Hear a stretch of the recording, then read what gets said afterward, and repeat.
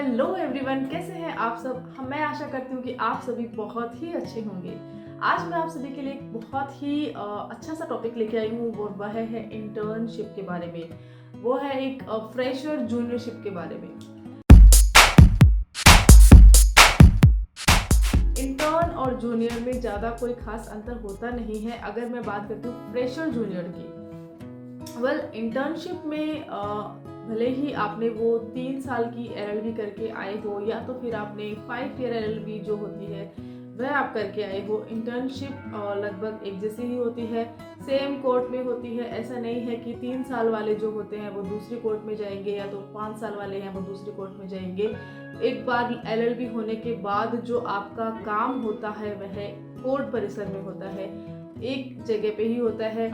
या वो आपकी पसंद पर है, या तो आप सेशंस में अपना काम शुरू कर सकते हो या तो फिर आप जो है हाई कोर्ट में अपना काम शुरू कर सकते हो। इंटर्नशिप की मैं अगर बात कर रही हूँ तो इंटर्नशिप मोस्टली सेमेस्टर्स में स्टार्ट कर दी जाती है। जब शायद 3rd सेमेस्टर या 4th सेमेस्टर तक आपको इंटर्नशिप में भेज दिया जाता है कोर्ट में। वहाँ पे पहली बार आपको जो है कोर्ट परिसर में दिखाया जाता है कि कौन कौन से कोर्ट रूम्स होते हैं, या तो एक रोस्टर जो होता है उस रोस्टर में सिविल केसेस कौन से जजेस देख रहे हैं, क्रिमिनल केसेस कौन से जजेस देख रहे हैं, सर्विस मैटर्स कौन से जजेस देख रहे हैं, और आपको जो आपके सीनियर होते हैं वह कौन से मैटर्स देखने के लिए या कौन से मैटर को ऑब्जर्वेशन करने के लिए भेज रहे हैं। वहाँ पे आपको एक रोस्टर जो होता है उसकी ज़रूरत पड़ती है। तो एक बहुत ज़रूरी होता है कि इंटर्नशिप के दौरान जो है एक रोस्टर का जो होता है वह आप ज़रूर ध्यान रखें और अपने सीनियर से बात करते रहिए कि अभी जो रोस्टर चल रहा है वहाँ कौन से जजेस को कौन सा काम मिला हुआ है, कौन से ईयर्स तक की जो फाइल्स है, जो केसेस है वे कौन से देख रहे हैं। तो वहाँ पे आप काफ़ी अपडेट रहोगे। दूसरा, इंटर्नशिप में सबसे ज़्यादा ज़रूरी है कि इंटर्नशिप की एक चीज़ मैं बता दूं कि इंटर्नशिप का जो प्रोसेस होता है वो कैसे होता है। इंटर्नशिप या तो फिर जो अर्ली या फ्रेशर जूनियर्स होते हैं वह कोर्ट के टाइमिंग से आधा घंटा या 1 घंटा पहले अपने कोर्ट पहुंच जाते हैं। वहाँ पे वो जो जिस भी सीनियर के अंडर वो काम कर रहे हैं या वो काम सीख रहे हैं वहाँ पे वो उनकी फाइल्स को देखेंगे। या तो वो सर्विस फाइल्स हो सकती है, क्रिमिनल फाइल्स हो सकती है, या तो वो सिविल्स में हो सकती है, आर्बिट्रेशंस की हो सकती है। बहुत सारे जिस भी डिपार्टमेंट में या जिस भी किसी सीनियर एडवोकेट के साथ आप काम कर रहे हो और वो जिस चीज़ में काम कर रहे हैं उसका सीधा सीधा इफेक्ट आपकी इंटर्नशिप पे आता ही है। मेनली अगर मैं बात करती हूँ यहाँ पे सर्विस मैटर्स की, तो सर्विस मैटर्स के लिए आपको रोस्टर में देखना होगा कि सर्विस मैटर्स में कौन से जजेस कौन सी कोर्ट बैठ रही है, या तो फिर आपको फिर जो है फाइल्स को देखना है। आपको ये आइडिया होना चाहिए कि जो सिविल सर्विसेज मैटर्स होते हैं वहाँ पे कौन कौन सी एप्लीकेशंस लगती है, और वो जो एप्लीकेशंस होती है उनकी ड्राफ्टिंग कैसे होती है, या कुछ कॉमन एप्लीकेशंस होती है वो कैसी होती है। वहाँ पे आपको जो सीनियर्स होते हैं उनकी फाइल्स को देखना होता है, उनकी फाइल्स को चेक करना होता है। एडवोकेट आपको एक एडवोकेट डायरी जो होती है वह आपको देते हैं। उसमें ये रहता है कि नेक्स्ट डे के जो केसेस होते हैं वहाँ पे वो आपको चढ़ाने होते हैं। चढ़ाने का मतलब है कि आपको जो एक पूरा एक केस स्टेटस होता है वहाँ पे आपको देखना होता है। वो एक प्रोसेस होती है जहाँ पे वो आपको सीनियर आपकी हेल्प करते हैं। या तो आप अपने कलीग से पूछ सकते हो कि कैसे हम एक एक केस स्टेटस में देख पाएँ कि हमारा जो केस है वो कौन कौन सी कोर्ट्स में लग रहा है, कौन से नंबर पे लग रहा है। तो वहाँ पे आप जो है उस डायरी में वो सारे जो केसेस है वो लिखोगे, और उन केसेस में लास्ट ऑर्डर क्या आया था, कौन सी एप्लीकेशन पर है, या तो कोई ऑर्डर पे है, या तो वो कौन सी स्टेज पर है।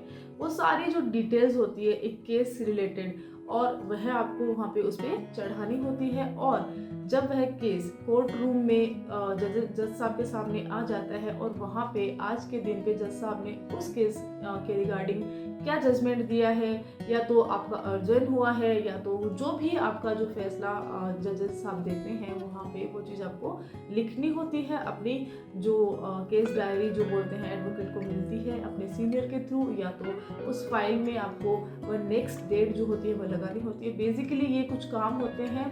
उसके अलावा जो एप्लीकेशंस का मैं यहाँ पे नाम ले रही हूँ, एप्लीकेशन जैसे अर्ली लिस्टिंग एप्लीकेशंस है, या तो बहुत जैसे आप क्रिमिनल में है या तो सिविल में है, तो उनके रिगार्डिंग्स काफ़ी सारी एप्लीकेशंस होती है। वह एप्लीकेशंस आपको अगर आपके क्लर्क है तो वो है वो ड्राफ्ट करेंगे, अदरवाइज़ आप खुद भी उस चीज़ में धीरे आप वो चीज़ सीखते हो। लेकिन स्टार्टिंग में आपको छोटी कुछ एप्लीकेशंस होती है वही सिखाई जाती है, तो आप वहाँ पे वो एप्लीकेशन वगैरह लिखते हो।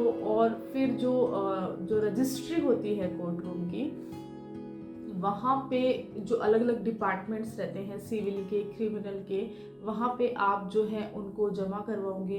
कुछ एप्लीकेशंस आप डायरेक्ट कोर्ट में जमा करवाते हो, रीडर्स आपको देते हो, और कुछ एप्लीकेशंस या ऐसी कुछ रहती है तो वहाँ पे एल्बम रूम में भी जाते हो, वहाँ पर भी आपकी होती है। तो वो सारी चीज़ें जो है आप डेली बेस पे सीखते हो, एक दिन में सीखने वाली ये चीज़ें नहीं होती हैं। या तो एक इंटर्न का ये भी काम होता है कि अगर आपकी वकील साहब सीनियर एडवोकेट आपको बोलते हैं कि कुछ एक फाइल है वो आपको पर्टिकुलर जगह से लेके आनी है, उसमें कुछ डिफेक्ट्स है, या तो आपको कुछ सर्च करना है, या तो आपको उसकी नकल करवानी है। नकल का मतलब होता है उसकी एज इट इज़ कॉपी आपको करवानी है।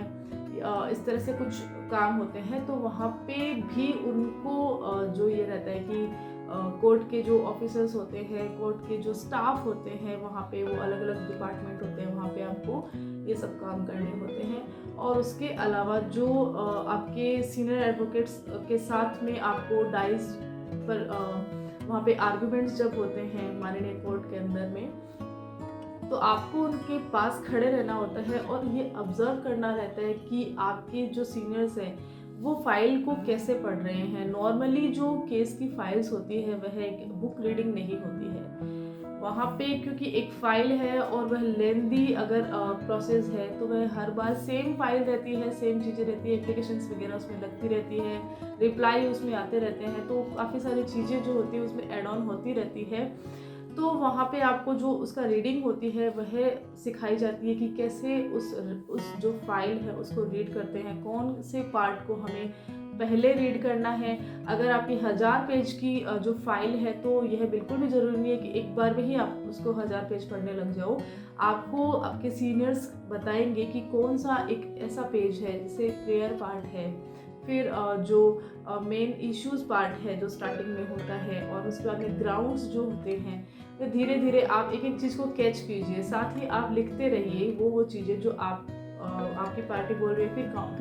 फिर बाद में जो एक जो प्रोसेस बनती है वो एक बहुत ही लेंथी प्रोसेस होती है। उसके बाद में जो कोर्ट की प्रोसीडिंग्स होती है, तो इस तरह से जो काम होते हैं इंटर्नशिप में वो ये काम होते हैं कि आपको स्टार्टिंग में आपके जो एडवोकेट साहब होते हैं उनके चैम्बर में आपको बैठना होता है, उनसे पूरे दिन की डिटेल्स जो है उनको बताइए, उनसे पूछिए, और कोर्ट रूम में आप जाइए, कुछ एप्लीकेशंस वगैरह है, नकल निकालनी है, सर्टिफाइड कॉपीज़ है, या तो नोटरी का कुछ काम है, एफिडेविट का कुछ काम है, या तो आपको कुछ दूसरे कोर्ट में आपको भेज दिया जाता है, कुछ फाइल्स देनी है, लेनी है, कहीं पे आपको कुछ अर्जन करवाना है, या तो कहीं पे आपको कुछ रिप्लाई देना है।